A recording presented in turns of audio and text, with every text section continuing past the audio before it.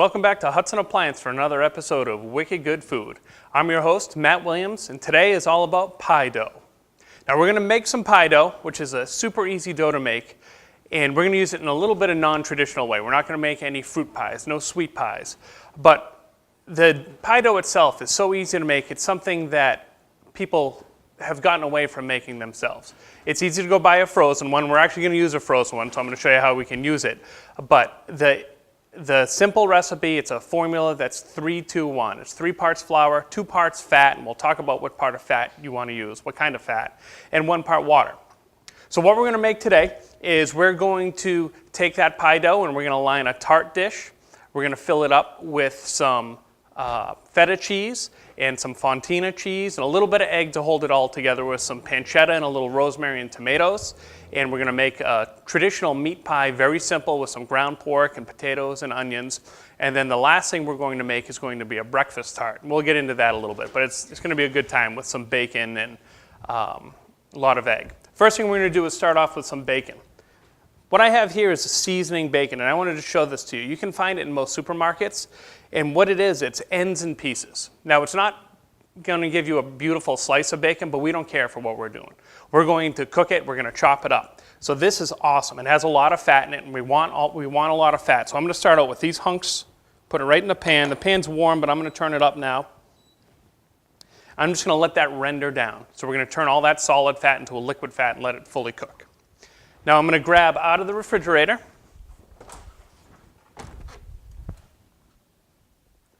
my ice water for the pie dough and my fat for the pie dough. So first thing we're going to do, 12 ounces of flour. Then, following our 3-2-1, so if this is 3 parts flour, 2 parts of fat, in this case we're using butter, so that's 8 ounces. So now what I want to do is you want to coat all the fat, all the butter, with the flour, and then break it up a little bit. Now the reason I pulled this out of the refrigerator is the key to making a good pie dough. Everything has to be cold. Your fat has to be cold, your water has to be cold, because it's all about these little flakes of butter. We want to break these up, and what's going to happen is, depending on how big we break them up, as long as we keep them cold, when the dough actually bakes, this little bit of butter, these little flakes of butter are going to melt, and they're going to leave a hole. The butter's going to get absorbed into the dough, but that hole that's left behind is going to be a flake, and we're going to get a flaky dough. So depending on what you want to do with your dough, you would leave, this is, believe it or not, we're about done with big flakes like that, if you want big hunks of butter like that, if you want a really flaky dough. But for what we're doing, we're just about done. Now to this, I'm going to add some rosemary, and this is some rosemary that it's dry rosemary, but I chopped it up a bit, just so you don't get a huge piece. And I'm going to add a nice pinch of salt. And just kind of toss that around one more time so it's equally distributed. Then as long as you're following your proportion right, your water should be just about right on. So I'm going to add, this is cold water. And I'm just going to take it and move it around until it forms a dough. It's okay that there's big hunks of butter sticking out. You just want it to just come together. Now, it's all right to use your hands for this, but you need to work quickly, because remember, you're pretty hot. You don't want to melt this butter. So at this point, I'm going to pour it out on my bench. Finish bringing this dough together, and it's fine if it's falling apart a little bit.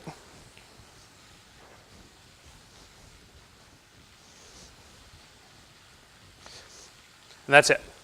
Our pie dough's done.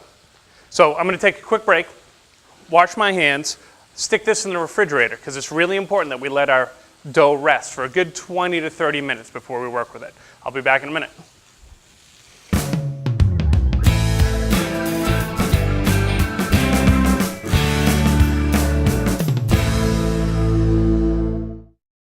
All right, welcome back. So our pie dough's in the refrigerator. It's really important that it stays cold. Like I said, it's important that the fat stays cold, and we also want to let it relax. A pie dough is a very tender dough.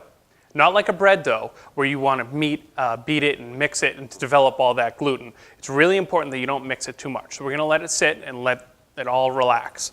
What I have here is a frozen pie dough. So what I'm doing with this, just to show you how you can use this, is this pie dough wasn't quite big enough, so I took the two pieces and I broke it down, and I'm just tearing it and forcing it right into this tart pan. And this is where we're going to make our little breakfast tart. This has a removable bottom, which you'll see is going to be very helpful. But I just want to get it up the edges, and it doesn't matter what it looks like. Remember, this is all going to be covered up eventually. All right, that looks good. I'm just going to move this out of the way for right now. Next thing I'm going to do is cut up some pancetta. So pancetta is another kind of bacon. It's not smoked though. It's the same thing. It's pork belly, but if I were to be able to tear this apart, you could see that it actually looks like a strip of bacon. This one happens to be a ready-to-eat one. So we could eat it right like this or slice it real thin and put it in the sandwich. But I want to cut this relatively fine because it's not a super tender piece of meat, but it's going to add incredible flavor.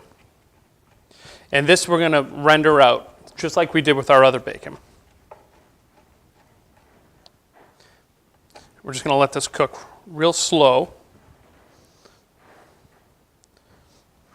just in a saute pan here. That's on like medium heat. Wipe this off. Now a little trick that I did was I threw this pancetta in the freezer for about 15 minutes to let it get really firm before I slice it. Makes a world of difference.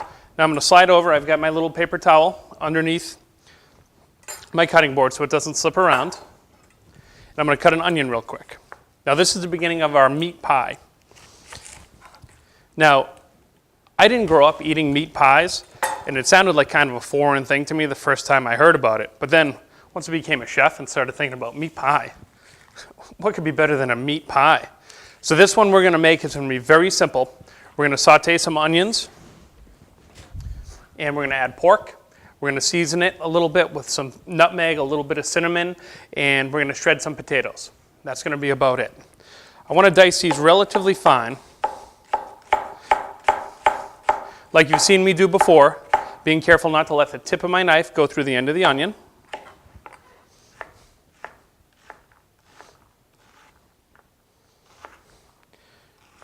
All right. Now what I'm going to do is get myself a little bit of a head start, take some of this bacon fat, because now we have all this liquid fat. I'm going to pour a little bit into the pan and let that keep cooking. Our onions go in the pan. Then I'm going to add our pork. This is about 2 pounds of pork. We're making a 9-inch pie. I'm not worried about cross-contamination from the bacon to the pork. It's all pork. It's all going to get cooked. And I don't have another spoon handy, so I want to give this a quick little mix, and we're going to let it sit and cook. Next thing we're going to do is we're going to move on to our breakfast tart. Here I've got 5 eggs cracked. I'm going to add about 3 or 4 tablespoons of mascarpone cheese. So you can see the texture of it. It's very, very spreadable. It's even softer than like a cream cheese. I'm going to add a little more because it's that good. And it has a very mild flavor. And I'm going to add some Asiago cheese. So now Asiago has a little more intense flavor. Instead of shredding this, I'm going to cut it into little strips so that as we eat the tart, you actually get little bits of stringy cheese or melty, gooey cheese. Now, how can you go wrong with melty and gooey?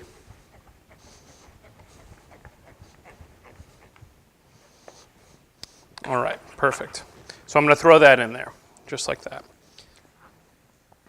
Then I'm going to grab some chives. Just give these a quick chop. And I like chives. The delicate flavor of the chives is wonderful. So I'm going to load this up with some chives.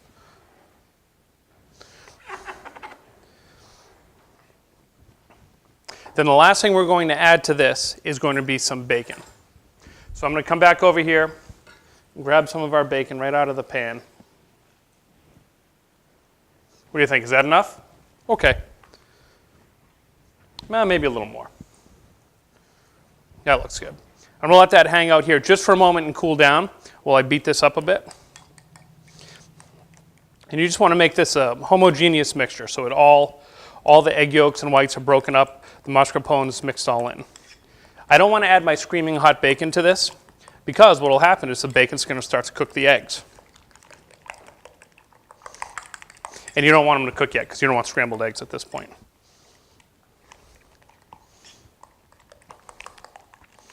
All right, that looks pretty good. Our bacon's cooled off a bit, so I'm going to give this a quick chop.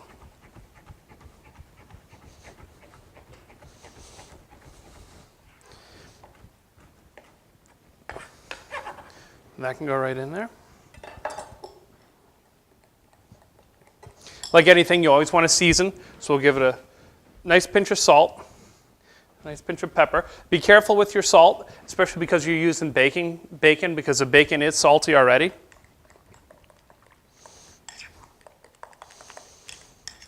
All right, looking over here at this could use a little more heat, so I'll turn this up a bit. That's one of the beauties of these induction ranges, is that this was not cooking as fast as I wanted. Just since I pushed that button, I can already hear it starting to warm up faster. This we're going to season pretty liberally with some salt and pepper. And this here is a coarse ground black pepper. So it's got big hunks that are going to give some flavor to the dish in general, but when you bite into it, you'll get a little hunk of a real pungent black pepper. All right, now I'm going to come back to my tart pan here. Okay. This is just going to get poured right in here.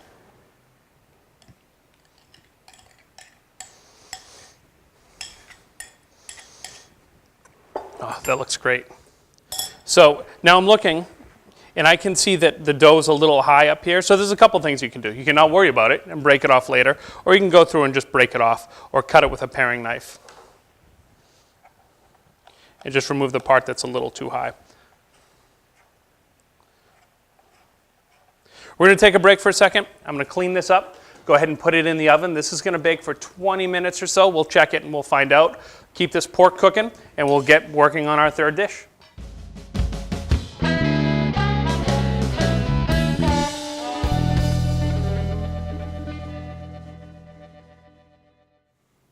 Welcome back. So our breakfast tart is in the oven. I've cleaned up a little bit. In the meantime, I peeled a potato.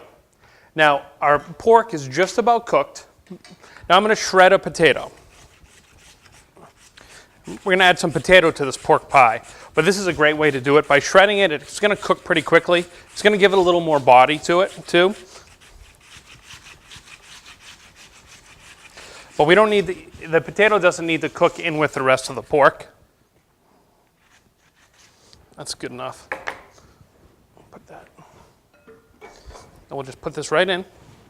Now I tasted a little bit and it's awesome. I adjusted the seasoning with a little bit of salt and pepper, and I scraped whatever. There's a little bit of brown on the bottom of the pan. I'm going to scrape all that off. All brown is good. If it starts to turn black, that's when it gets bitter and it's no good. But that's exactly what we're looking for. And you'll see it's not very wet. Okay, there's some moisture in there, but that's fat. If we cook this really slow for a long time, a lot of the moisture will evaporate. Or if we cook it really quickly, a lot of the moisture won't end up in the pan. All right, so now we're going to take this. I've got this pie dish. I have a bottom shell in there already.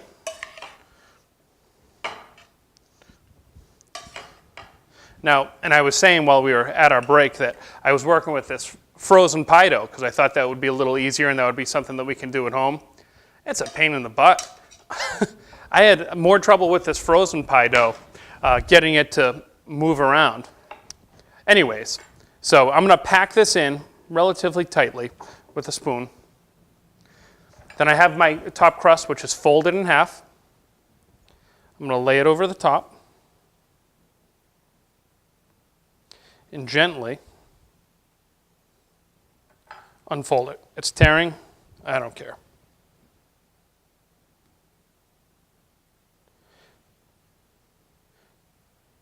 So now if you run into a problem like this, obviously it doesn't matter because it's just food. But another option would be to do like a lattice top or even not even have a solid crust on top. This crust got too warm. So what I'm going to do is I'm going to punt and add some of this other crust that I had to finish it. By the time Arthur gets up here and we make this all neat, he'll never know what happened. He'll never know how I had to manhandle all this dough. All right, so now it's covered more or less, and I want to go, what I'm going to use my thumb and these two fingers, and I'm going to crimp the edges a little bit to give a little bit of a decorative look to it. But what it's also going to do is it's going to help seal the top of our pie crust. Go all the way around, just like this. Now earlier on I said I was going to talk a little bit about the fat in your pie dough. And the fat plays a super important role, like I talked about, because it makes the flake. But you can use all sorts of different fats. A lot of people have gotten into the habit of using shortening. And shortening's good. It works very well. It doesn't bring an awful lot of flavor to the party, though. And I like flavor. The absolute best thing you can use, whether it's a sweet pie or a savory pie, is lard. Lard is wonderful flavor. It works really well. The properties of the way it melts, the way it distributes, are such that it's essentially the perfect fat. But here we're using butter, and butter's not bad. So I have a little bit of egg wash. It's just egg that I thinned out with a little bit of water, and I'm going to brush this on the top. And what's going to happen is the egg's going to cook, and it's going to give a nice golden brown sheen to the top of our pie.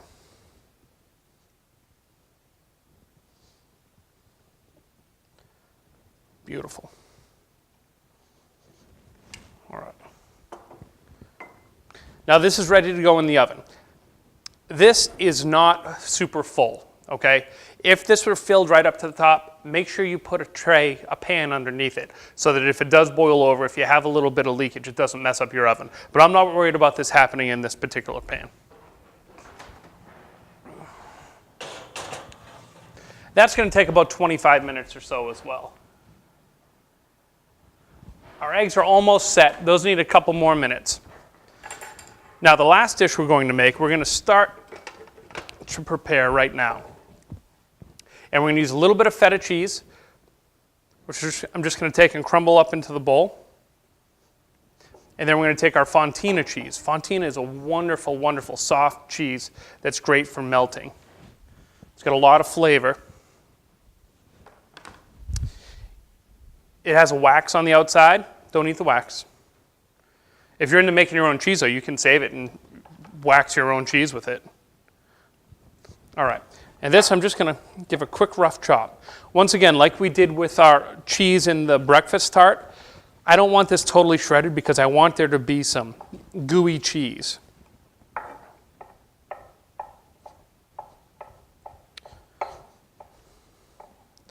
Beautiful. And our pancetta got a little bit crispy. We rendered that out a bit. It's had a chance to cool off for a couple minutes. I'll actually use the same spoon here. That's going to go right in. I wouldn't want to add this super hot either because, once again, you don't want to melt your cheese.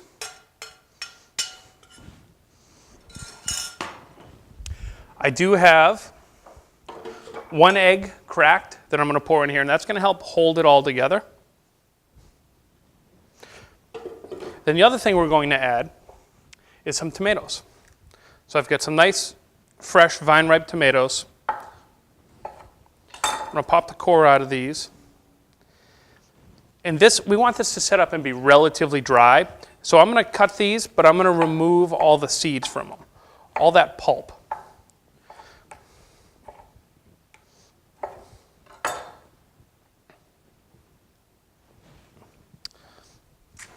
All right, so I'm going to take a couple minutes, pop the seeds out just like that, cut them into hunks, whatever size you want, but I'm going to leave them relatively big.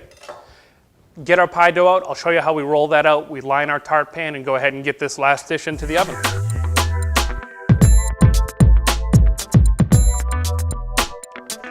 So our tomatoes were all cut up. I threw those in here. I threw in a little bit more feta cheese just to balance it off. We've got our pie dough that we made, the fresh made stuff with the rosemary right here.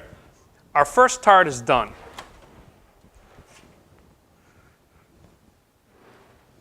Pull this out, let you get a look at that. Now this is the breakfast one. This can be served, it needs to sit for 5 or 10 minutes to cool off just a little bit. It can be served warm, or you can let it completely cool and serve it cool. We're gonna let it just hang out for now. Now I was looking at this filling. We have these beautiful chives sitting here. I think I'm gonna add some chives to it. That wasn't my original plan, but chives are great. So I'll give these a quick chop.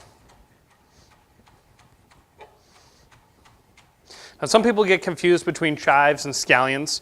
So scallions and green onions are the same thing. Those are the bigger ones that you can see the roots on the bottom of, typically when you buy them. Chives, you don't normally see that. They're cut off just like that. You get the whole green shoot, very, very thin. They have a more delicate flavor. If scallions aren't really, really fresh, sometimes I think they kind of taste like dishwater, and that's not good in your dinner. All right, so now this is a little bit more dough than we're going to need because this is what we're going to fill. Once again, this has a removable bottom, which is going to make it easier to get this out when we're done. So I'm going to remove some of this and go ahead and start to kind of get it in its shape with my hands. But then I'm going to go ahead and start to roll it. And we want to roll it until it's about, depending on what you want to do with it, but 1/8 of an inch or so is about good. Now I don't know if you can see real well, but you can see the big flakes of butter here. That means that we're going to have that really crispy dough. Excuse me 1 second, I grab some flour. That's one thing I forgot was to flour my work surface, which is going to make a mess for me if I don't. Actually, I'll put a little pile of flour on my board.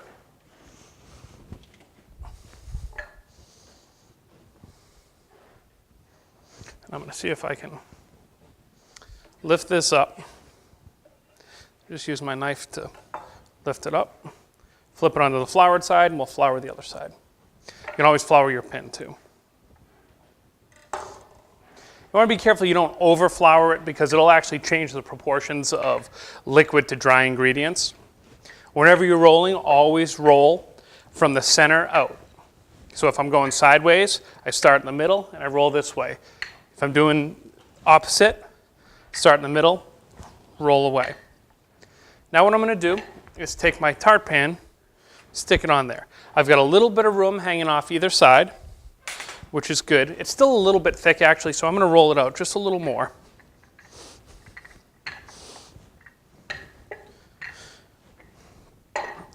Then put this on here, and I'm going to trim it with my knife. I'm going to leave enough room that it's going to come up to the sides, and I can always trim it afterwards. I'd rather have it be a little bit too big than too small.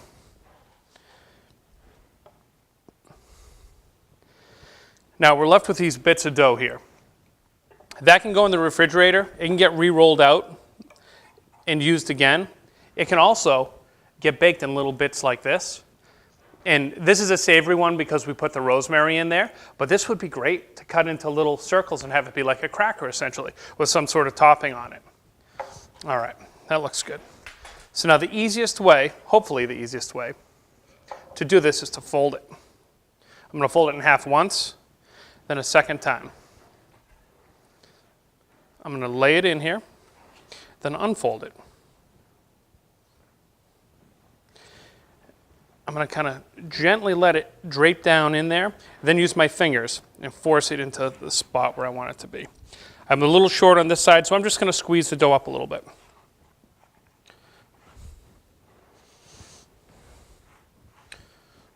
Beautiful. Then you can just take your knife and come back and cut right along the edge and get it exactly the size you want.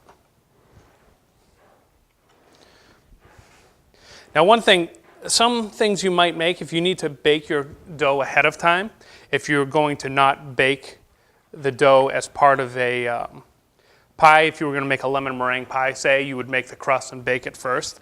You always want to make sure you put something in here to weight it down, because what will happen is once this sees the heat, the dough's going to want to shrink. By putting up another pan that's the same size right in there, and then weighting it down, it'll prevent it from browning too much, but it will also help it so that it doesn't shrink. All right, so now we've got our filling, our tart shell's all set. So I'm just going to throw all this right in there. Maybe not all of it. I don't care if it looks messy. I don't care that it's perfectly proportioned. I want it to be more or less inside the rim, but it's going to melt down. Beautiful. Like I was saying with the other pie, if you have something filled right up to the top, you want to be really careful that you bake it on another pan. So I'm going to move this. Put our tart right on here.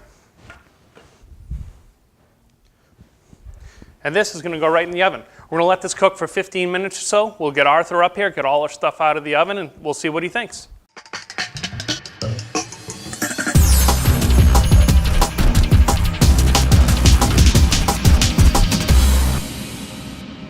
Hey, Arthur.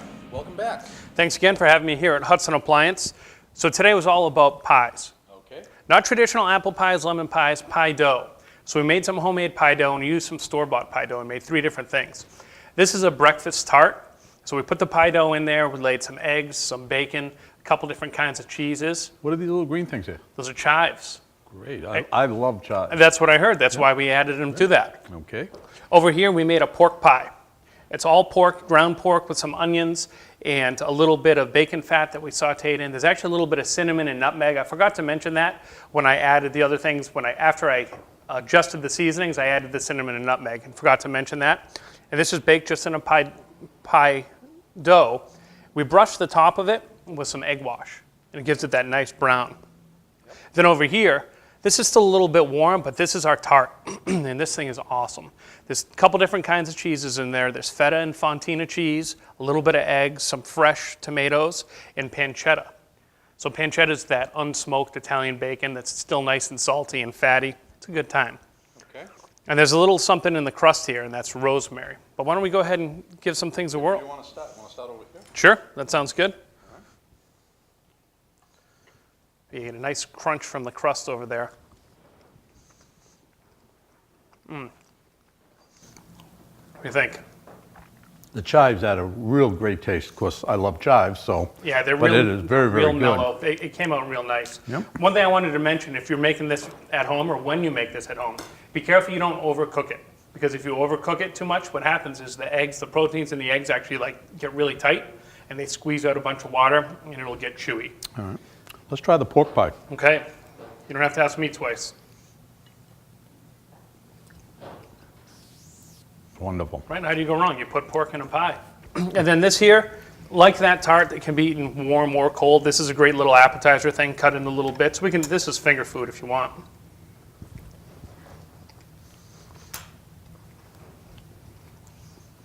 The cheese in that is very creamy, very, very good.